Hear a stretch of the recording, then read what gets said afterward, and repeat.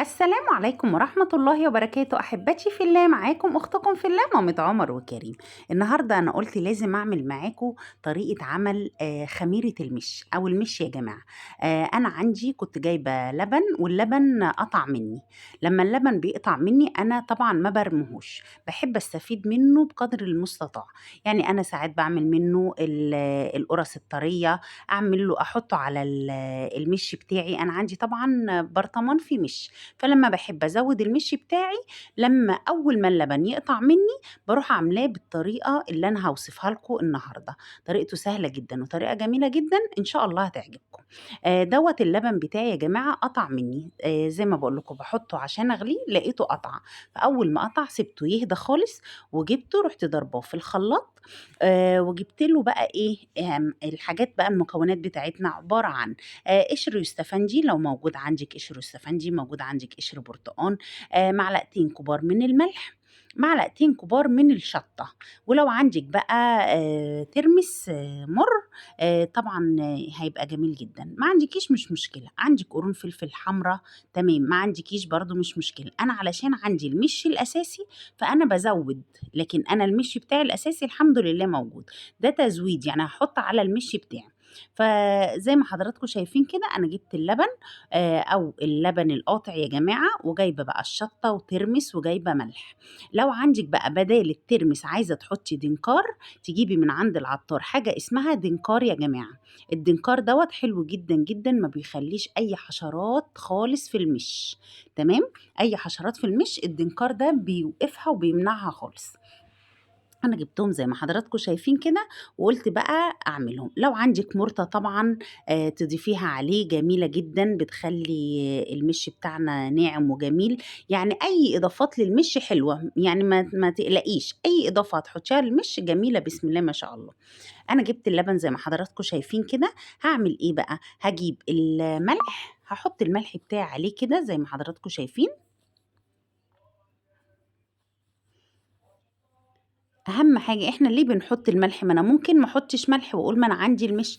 لأ، لازم أحط ملح يا جماعة، لإن طبعًا أي حاجة دلعة هتتحط في قلب المش ممكن تجيب لِك حشرات. لازم يبقى الحاجة اللي أنتِ هتحطيها حادقة. أنا حطيت دلوقتي الملح، وحطيت الشطة، وحطيت الترمس المُر، وهاقلّبهم كويس كده مع بعض. لو عندِك كركم، عايزة تحطي كركم حطي، يعني لو عايزة تحطي معلقة كركم علشان تغمقي المش بتاعِك شوية ما فيش أي مشكلة.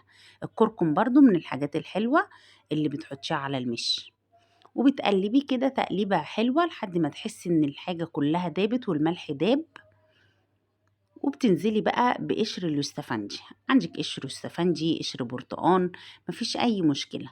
هو كده أنا كده خلاص، كده المش بتاعي بالنسبة لي خلص. لو عندي بقى مُرطة زي ما قُلت لكم باروح حاطاها برضه عليه، بيبقى جميل جدًا، جدًا، جدًا. وبازوّد بقى المِش بتاعي في البرطمان. عندي بقى قطع جبنة مثلًا قريش وعايزة أحطها، باعمل إيه، باجيب الجبنة القريش قبل ما أحطها في قلب المِش يا جماعة.